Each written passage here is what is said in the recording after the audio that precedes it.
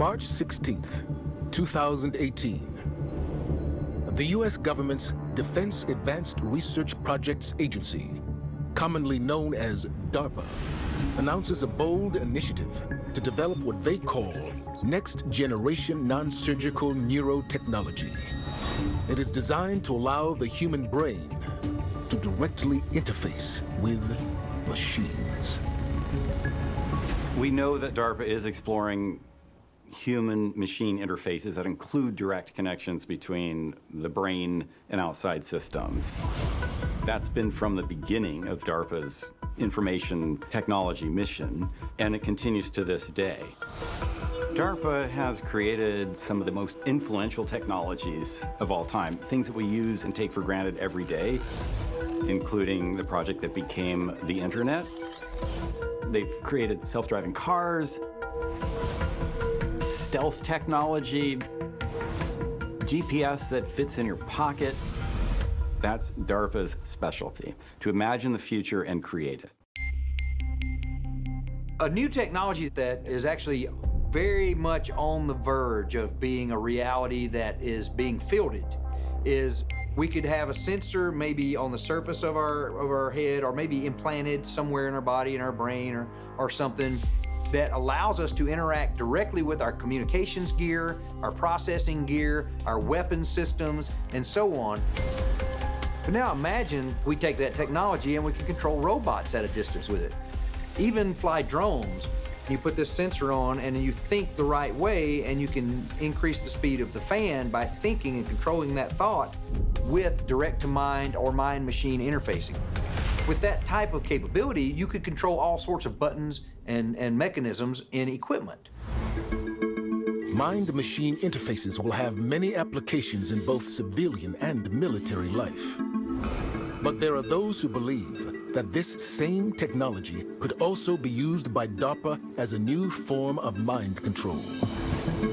Like their counterparts at the CIA, DARPA-funded researchers have spent decades investigating how the human mind can be altered. In 1965, DARPA launched Project Pandora, which studied the possibility of using microwave radiation to control human behavior. The project reportedly ended in 1969, but DARPA's investigation of how machines can affect and possibly control the brain continues to this day. There are explicit programs of DARPA to read and write to human brains, whether it's through direct implants within the brain or wearing some kind of cap. So these things are being worked on, and we know that. So what's the next step? Maybe the next step is we can send instructions and information to an actual person from a distance with this kind of technology to let another person control their actions. But that could be something that could be malicious. If there's some way to do it from a distance, a much greater distance than something that you can wear on your scalp, that would be the ultimate technological achievement that would fall into this realm of mind control and direct human-machine interface that DARPA may well want to keep secret. In the near future, DARPA may possess the technology to remotely control the human mind. But as concerning as that may be, according to some scientists, a more permanent kind of mind control technology is looming. And it involves modifying the human brain by altering the human body's DNA. The future of mind control, and the future being right now because these experiments are being done, is using gene editing tools. One of them would be CRISPR. The way it works is take the CRISPR, which are these short alternating repeats of DNA. You put that together with an enzyme called Cas. And so you take the CRISPR that you want to use, and you put these pieces together that can be injected and insert this DNA to certain areas of the brain so that we can change brain cells and turn you into something you wouldn't otherwise be. So in this way, gene editing technologies like CRISPR really form a definite basis for future mind control. These are things that DARPA has investigated. Every technology has the potential for good or evil. And who defines what's good and what's evil, and who uses it for what purpose? These are all questions that have been asked about everything from rockets to self-driving vehicles. We still don't have a good handle on the ethics of various technologies that we use. The technologists tend not to be so concerned with the ethics. That seems to be the domain of other people, policymakers, for example, academics, people like this. There needs to be a hand-in-hand interaction with people creating technology and those who are considering the ethics of that technology.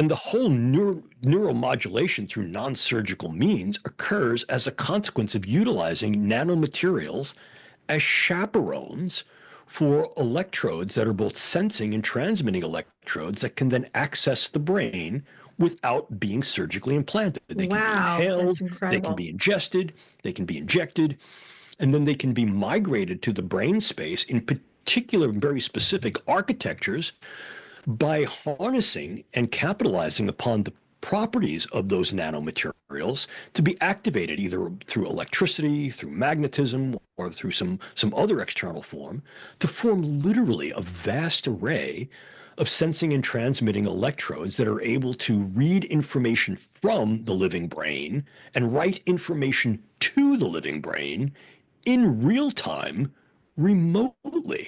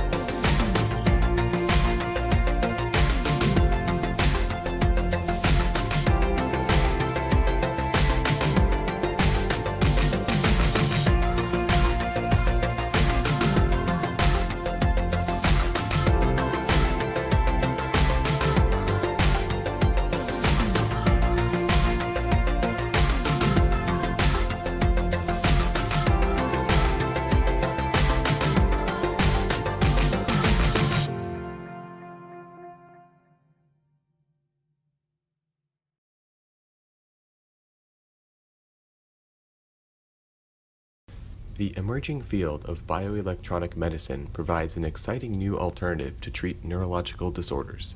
In this paper, we propose neural dust, which uses ultrasound to power and communicate with miniature sensors implanted inside the body. The sensor consists of a piezoelectric transducer for harvesting ultrasonic energy, a custom ASIC for communication, and recording electrodes on the back side of the implant. The implants are encapsulated in a medical-grade epoxy to provide insulation. Test leads can be used to measure the voltage across the transducer and the signals from the recording electrodes. Before being implanted in an animal, each fabricated neural dust implant, or moat, is tested on a benchtop setup. The moat is mounted on the acrylic stage, and the transducer and the moat are fully aligned. In order to confirm backscatter communication, artificial neural signatures can be introduced into a water tank, and changes in backscatter amplitude should be apparent. The entire in vivo measurement can be done on a tabletop. Adult male long Evans rats are used in all experiments and are anesthetized. The neural dust mote is placed either on the muscle for EMG recording or placed in contact and sutured to the epineurium of the main branch of the sciatic nerve. Once implanted, the wound is sutured closed, leaving the test leads exposed to validate wireless recordings. Commercial ultrasound gel is used to enhance coupling, and the external transducer is aligned to produce the largest return signal at the time delay corresponding to the transducer's focal distance. Once the transducer and the mote are aligned, the test leads are removed to initiate wireless operation. Single biphasic stimulation pulses near the implant site are used to evoke neural activity in the anesthetized preparation. The custom transceiver module launches a series of transmit pulse trains and then waits to receive the backscatter. Received backscatters are amplified, filtered, rectified, and the computed L1 norm produce the reconstructed waveform. The reconstructed waveform is sampled at the frequency of the launched ultrasonic pulse train. Current neural dust measures millimeters on the side, but we are working to deliver a suite of sub-millimeter scale neural dust motes capable of recording chronically from the nervous system.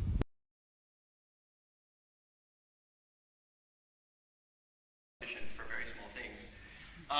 You're coupling out from these independent little specks using ultrasound. Each one is a little tiny ultrasound transceiver talking to a base station, and this base station can talk to a number of them. This would be completely untethered, completely embedded, recording what's going on in the brain, sending it out, sort of fairy dust at the top of your cortex, beaming out data to a collector, and then that gets sent out to the outside of the skull. So I'm going to wrap up by saying we're very excited by this. This is the sort of the mental output of Jose Carmena, myself. Obviously, kind of the holy grail when it comes to implantable system is to kind of understand how small of a thing you can make. And a lot of that is driven by how much energy or how much power you can supply to it and how you extract data from it. So at the time at Berkeley, there was kind of this desire to kind of understand in the neural space what sort of system you can build to really miniaturize these implantable systems. And I distinctively remember this one particular meeting where Michel came in and he's like, guys, I think I have a solution. The solution is ultrasound. And then he proceeded to kind of walk through why that is the case. And that really formed the basis for my thesis work called Neural Dust system that was looking at ways to use ultrasound as opposed to electromagnetic waves for powering as well as communication. I guess I should step back and say the initial goal of the project was to build these tiny, about the size of a neuron, implantable system that can be parked next to a neuron, being able to record its state and being able to ping that back to the outside world for doing something useful. And as I mentioned, the size of the implantable system is limited by how you power the thing and get the data off of it. And at the end of the day, fundamentally, if you look at a human body, we're essentially a bag of salt water with some interesting proteins and chemicals, but it's mostly salt water that's very, very well temperature regulated at 37 degrees Celsius. And we'll get into why and later why that's an extremely harsh environment for any electronics to survive, as I'm sure you've experienced or maybe not experienced, dropping cell phone in a salt water in an ocean. It will instantly kill the device, right? But anyways, just in general, electromagnetic waves don't penetrate through this environment well, and just the speed of light, it is what it is. We can't change it. And based on the wavelength at which you are interfacing with the device, the device just needs to be big. Like these inductors needs to be quite big. And the general good rule of thumb is that you want the wavefront to be roughly on the order of the size of the thing that you're interfacing with. So an implantable system that is around 10 to 100 micron in dimension in a volume, which is about the size of a neuron that you see in a human body. You would have to operate at like hundreds of gigahertz, which, number one, not only is it difficult to build electronics operating at those frequencies, but also the body just attenuates that very, very significantly. So the interesting kind of insight of this ultrasound was the fact that ultrasound just travels a lot more effectively in the human body tissue compared to electromagnetic waves. And this is something that you encounter, I'm sure most people have encountered in their lives when you go to, hospitals that are medical ultrasound, sonograph, right? And they go into very, very deep depth without attenuating too much of the signal. So all in all, ultrasound, the fact that it travels through the body extremely well, and the mechanism to which it travels to the body really well is that just the wavefront is very different. It's electromagnetic waves are transverse, whereas in ultrasound waves are compressive. So it's just a completely different mode of wavefront propagation. And as well as speed of sound is orders and orders of magnitude less than speed of light, which means that even at 10 megahertz ultrasound wave, your wavefront ultimately is a very, very small wavelength. Mm-hmm. So if you're talking about interfacing with the 10 micron or 100 micron type structure, you would have 150 micron wavefront at 10 megahertz, and building electronics at those at those frequencies are much easier, and they're a lot more efficient. So the basic idea kind of was born out of using ultrasound as a mechanism for powering the device, and then also getting data back. So now the question is, how do you get the data back? The mechanism to which we landed on is what's called backscattering. This is actually something that is very common and that we interface on a day-to-day basis with our RFID cards, radio frequency ID tags, where there's actually rarely, in your ID, a battery inside. There's an antenna and there's some sort of coil that has your serial identification ID. And then there's an external device called a reader that then sends a wavefront. And then you reflect back that wavefront with some sort of modulation that's unique to your ID. Mm-hmm. That's what's called backscattering, fundamentally. So the tag itself actually doesn't have to consume that much energy. And that was a mechanism to which we were kind of thinking about sending the data back. So when you have an external ultrasonic transducer that's sending ultrasonic wave to your implant, the neural dust implant, and it records some information about its environment, whether it's a neuron firing or some other state of the tissue that it's interfacing with, and then it just amplitude modulates the wavefront that comes back to the source. And the recording step would be the only one that requires any energy. So what would require energy in that little step? Correct. So it is that initial kind of startup circuitry to get that recording, amplifying it, and then just modulating. Mm-hmm. And the mechanism to which that you can enable that is there is this specialized crystal called piezoelectric crystals that are able to convert sound energy into electrical energy and vice versa. So you can kind of have this interplay between the ultrasonic domain and electrical domain that is the biological tissue.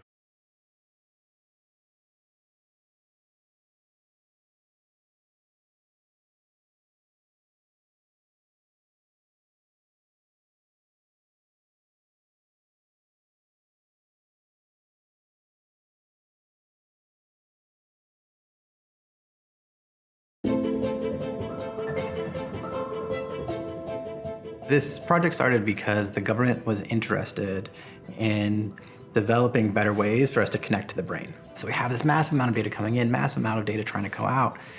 And they've been thinking, how can we make it more efficient for us to communicate? Normally, when we think about tapping into people's brains, we're like, whoa, hold on a minute. Like, I don't want to have some kind of surgical implant or microchip or something like that. And it's really not a viable way forward if we're just talking about a healthy subject or a healthy person, a healthy soldier trying to control his or her drone better. And so, given this fact that we want to be able to communicate more quickly with our external device, we don't want to have surgery. Can we come up with a non-surgical way, an external device, a helmet, a hat, that would allow us to capture signals from the brain and stimulate the brain as though we were sitting in front of a monitor. And that's the big idea, this non-surgical neural interface. So it sounds a little wacky. Is this even possible? And so we began by simply looking at what are the physical processes we could use? What are the techniques that might give us the ability to communicate with the brain through the skull? So we started this in a very exploratory phase, and we looked at how we might be able to use magnetic fields and how we might be able to use light. Both of these things can penetrate the skull, and we wanted to understand if signals from the magnetic field and from light would allow us to record and stimulate the brain. As the magnet turns on, the flies are stimulated, so we're working to stimulate their brain using nanoparticles that I've already injected into the flies. So when people hear about programs that are designed to build a brain interface, particularly programs funded by the government, people naturally get concerned. And what I want to make clear is that the systems we're developing are really designed to help patients. You know, the long-term vision is that maybe these technologies could help people who are healthy individuals who might want to have a better way to control a drone or other autonomous vehicles. But most immediately, what we're thinking about are ways that we can help patients who are blind. For example, individuals who have lost the ability to see, what scientists have been able to show is that if I stimulate parts of the brain that are associated with vision, those patients can get a sense of vision even though their eyes no longer work. And so the technology that we're developing now are technologies to stimulate the brain in specific ways. And specifically, we're stimulating the parts of the sensory system so that you can recover a little bit of your sense of vision. And playing that forward to what this might mean for people in the private sector, people in the military, this would be an alternative to your display. And so the idea is that we would have some kind of a helmet that would be able to stimulate your brain in such a way that you would be able to see as though you had a display in front of you, a heads-up display, so to speak, that would be activating the parts of your brain associated with vision. One of the things that has helped us be successful with this program is that Rice has invested a lot of resources in creating a world-class neuroengineering program. So the neuroengineering initiative has allowed us to build out new lab spaces where we can bring the people on the team together into one physical location. And students and postdocs can move between the labs. They can develop technology in one space and move next door to another lab where they can test it. And all of these facilities and the excellent people that have come in to join the initiative is really the reason why we've been able to be successful.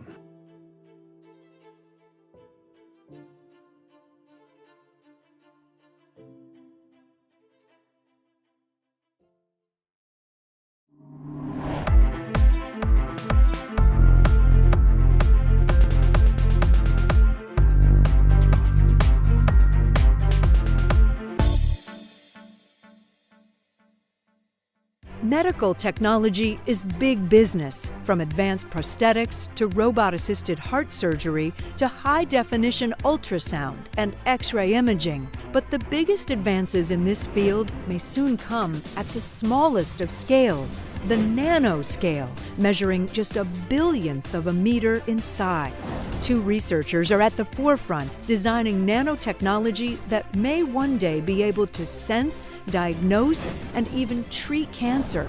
Nanosensors can work like our eyes, our nose, our tongues, our ears. And the nanosensors can do all these 5 senses. Donglei Fan runs the Nanomaterial Innovation Lab at the University of Texas at Austin, where she's combining nanotechnology with robotics to develop nanosensors with new capabilities that weren't possible before. Nanosensors are already used in some common devices, like car airbags that can feel a collision and know when to deploy. With funding from the National Science Foundation, Fan and her team are currently developing nanosensors that are 20 to 25 nanometers in size, about 50,000 times smaller than a grain of sand. They're small enough to be implanted inside a patient's body, and yet powerful enough to detect single molecules.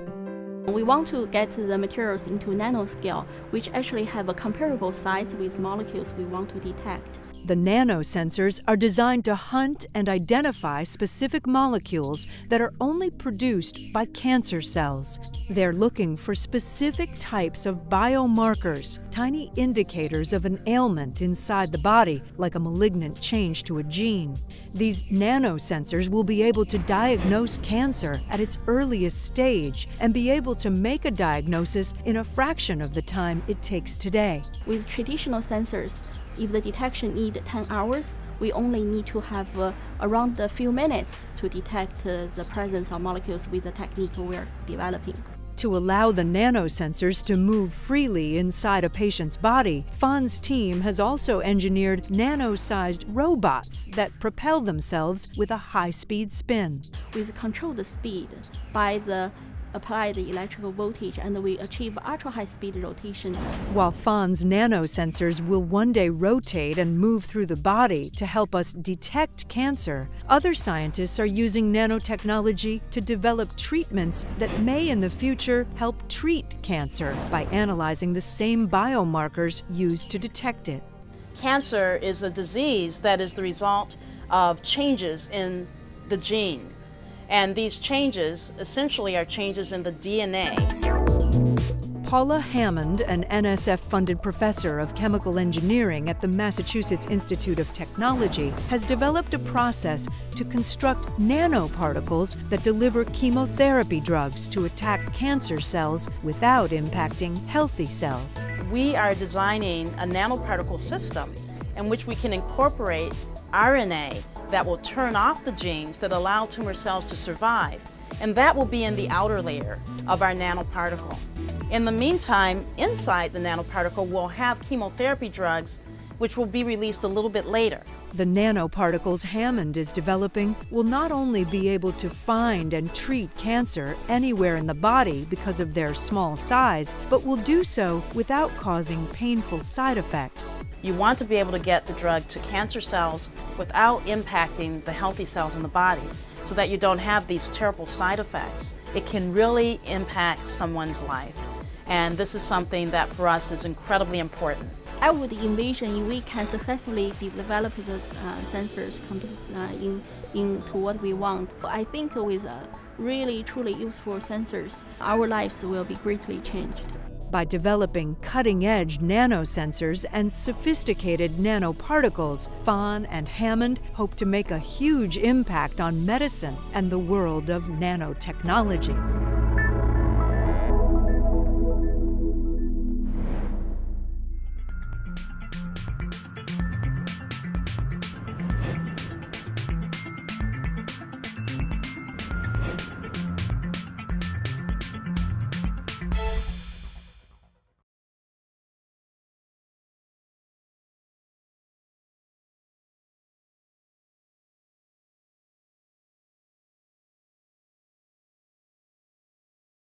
Imagine something 80,000 times smaller than the breadth of a ridge on a fingertip, unlocking a new frontier into cancer research.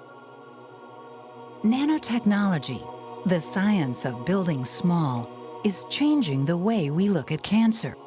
More importantly, the way we look at diagnosis and treatment. Nanotechnology allows researchers to build new tools that are actually smaller than cells, giving them the opportunity to attack cancer at the cellular and genetic level. This technology not only enables health practitioners to detect cancer earlier, but also holds the promise of stopping cancer before it even develops. This revolutionary approach is so precise, doctors will be able to design a unique treatment for an individual's own medical and genetic profile. Based on computer chip technology, Diagnostic devices such as nanoarrays are thousands of times more sensitive and accurate than current techniques. Because of their size, multiple lab tests can be done more rapidly and at a much lower cost using one nano device instead of many. Nanoshells can be linked to antibodies that recognize tumor cells. Once they are taken up by the cancer cells, near-infrared light is applied, killing only the tumor and leaving neighboring healthy cells intact. Scientists are engineering nanoparticles such as dendrimers to seek out and destroy cancer cells. This amazing technology can be customized for targeted drug delivery, improved imaging, and near real-time confirmation of cancer cell death. Moving research from bench to bedside is an important goal of the National Cancer Institute's Alliance for Nanotechnology in Cancer. A collaborative plan is underway to share research and development information across scientific disciplines and around the world.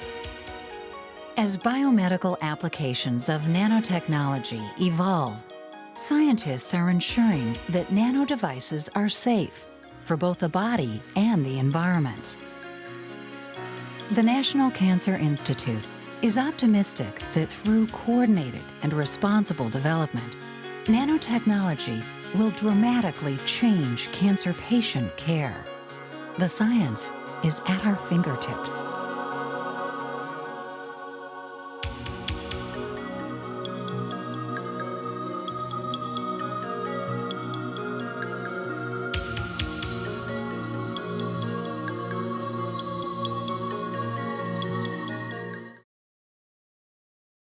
To another video tutorial.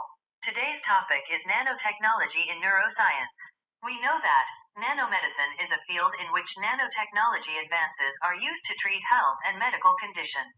Nanotechnology has a number of uses in the central nervous system, including new ways to diagnose neural illnesses, novel drug delivery strategies, and novel ways to regenerate central nervous system tissues. In this section, I will discuss the principles of nanoparticle delivery and targeting, and the in vivo and ex vivo applications of nanoscale materials. Understanding the different types of nanoscale devices is essential for understanding their unique properties, benefits, and limitations. I have already explained the fundamentals of nanotechnology. If you're new to this channel, please check the link in the description box. Different kinds of nanoparticles are used for diagnosis and therapy for various diseases, including gold-based nanoparticles, liposomes, quantum dots, etc. Principles of nanoparticle delivery and targeting biodistribution. A major issue of uses of nanoparticles is delivery to sites of interest and avoidance of unintended targets. However, when administered via intravenous injection, nanoparticles also face a major impediment that is now encountered with approved drugs and contrast agents, that is, the high likelihood of sequestration by the reticuloendothelial system. Another problem occurred during intravenous infusion of nanoparticles intended for delivery to the brain is the inability of the nanoparticles to cross the blood-brain barrier. This barrier keeps out lipophilic molecules as well as polar or ionized water-soluble molecules. As a result, nanoparticle delivery may be limited to brain regions where the blood-brain barrier is disrupted in many cases. However, in some cases, nanoparticles have been shown to cross not only into areas of the brain where the blood-brain barrier was altered, but also into areas where the blood-brain barrier was intact. To increase nanoparticle transport across an intact blood-brain barrier, a number of approaches have been developed. The poly-butylcyanoacrylate nanoparticle, for example, is coated with polysorbate 80 and adsorbs A polypoproteins B and E on that basis. As a result, brain capillary endothelial cells enhance transport by receptor-mediated endocytosis. Nanoparticles targeting. Nanoparticles have the advantage of being able to be directed against specific molecular targets, which means they can provide a more sensitive and specific diagnostic of diseased tissue. This property is generally enabled by attaching a molecule to the nanoparticle surface that has an affinity for a feature on the entity being investigated or treated. This property may make it possible to put nanoparticles in certain tissues. Neuroengineering, re-engineering brain and spine tissue is one of the more exciting possibilities offered by nanotechnology when applied to the central nervous system. Nanoparticles have the potential to transport components required for tissue regeneration and repair while also directing the healing process. In neurosurgical practice, traumatic peripheral nerve injuries are often treated. The rate at which peripheral nerves spontaneously regenerate is slow, and it can result in a variety of negative consequences, including decreased nerve conduction and the creation of aberrant conduction pathways. Surgical repair is also frequently challenging. In severe nerve transections, the two nerve stumps may be widely separated, requiring the use of a nerve graft. Nanomaterial-based conduits could be a viable alternative for nerve healing. One of these conduits is made of chitosan, a polymer that is comparable to glycosaminoglycans in nature and makes the graft biodegradable. The inclusion of gold nanoparticles reinforces the chitosan's rather high mechanical strength. The conduits are seeded with neural stem cells to help with the healing process, and the inner surface of the conduit is grooved to help the stem cells orient their growth along the graft's long axis. Neural circuit. Carbon nanotubes have the ability to monitor neural activity as well as emit electrical stimulation, which is one of its most intriguing properties. As a result, they have the potential to act as neuronal interfaces. Researchers have employed such nanoparticles to promote and direct the proliferation and shape of neurons following central nervous system injury.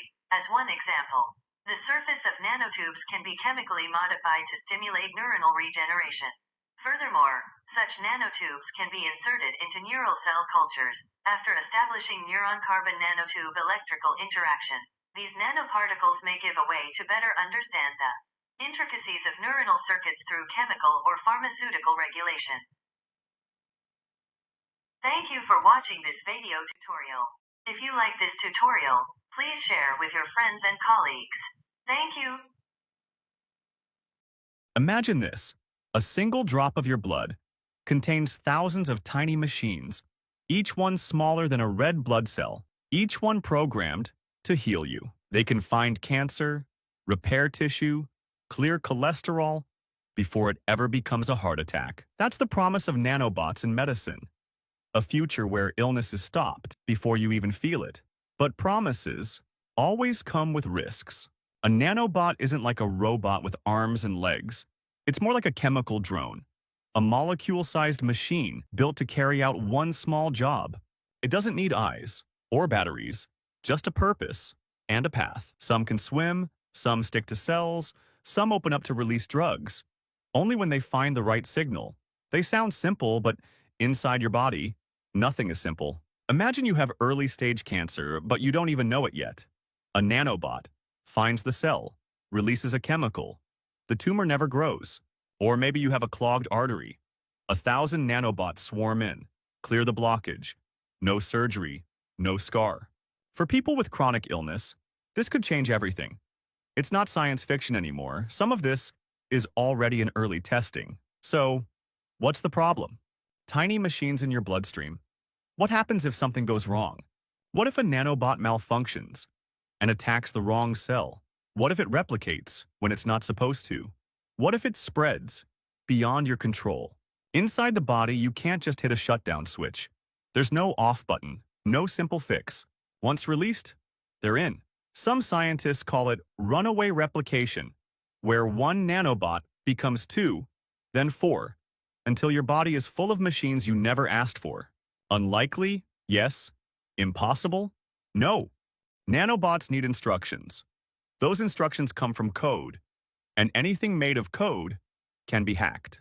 What happens if someone rewrites your medical nanobot? What if it stops healing and starts listening to someone else? It sounds dramatic, but it's a real concern. Your bloodstream could become a network, connected, vulnerable. What happens when health becomes hackable? If nanobots can save lives, who gets access? Only the rich? Only certain countries?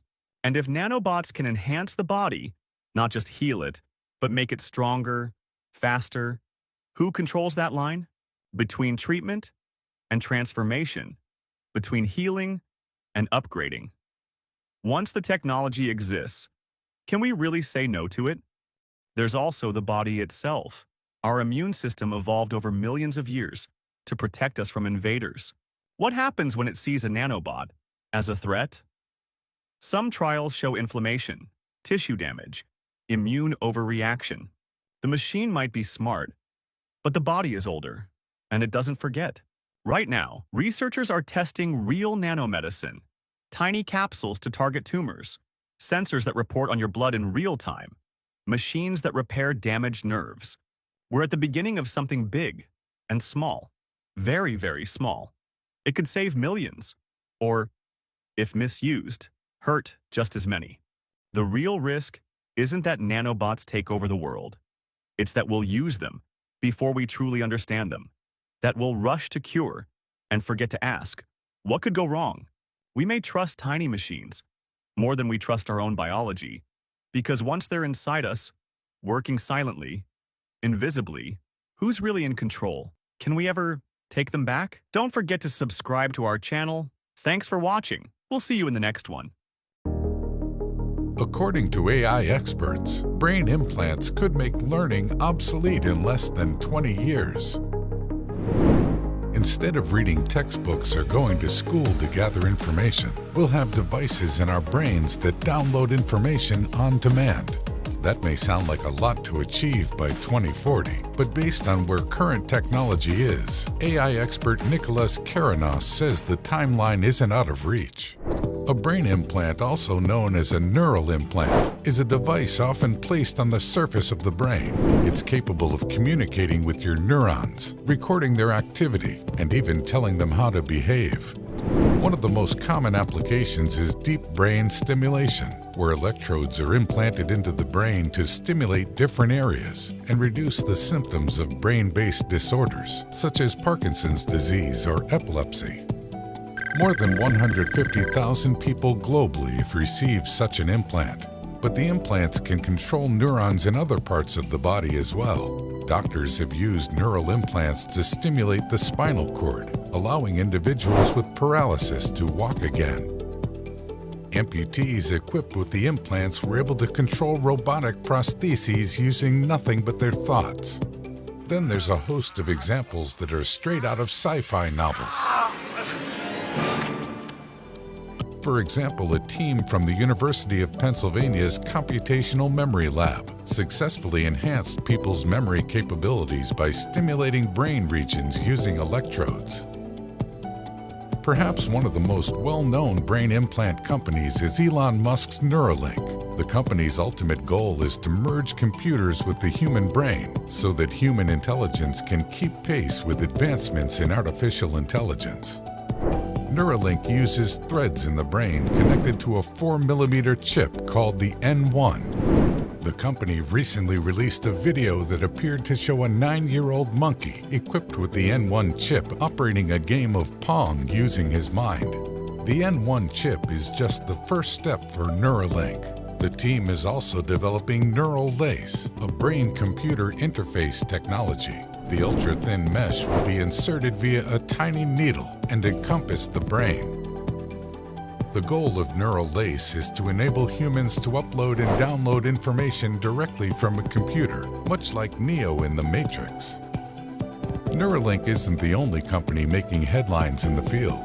Led by CEO Ramses Al-Qaid, the Neurable team revealed the world's first brain-controlled VR game in 2017. Their device is a wearable that uses 7 scalp electrodes to record electrical signals in the brain.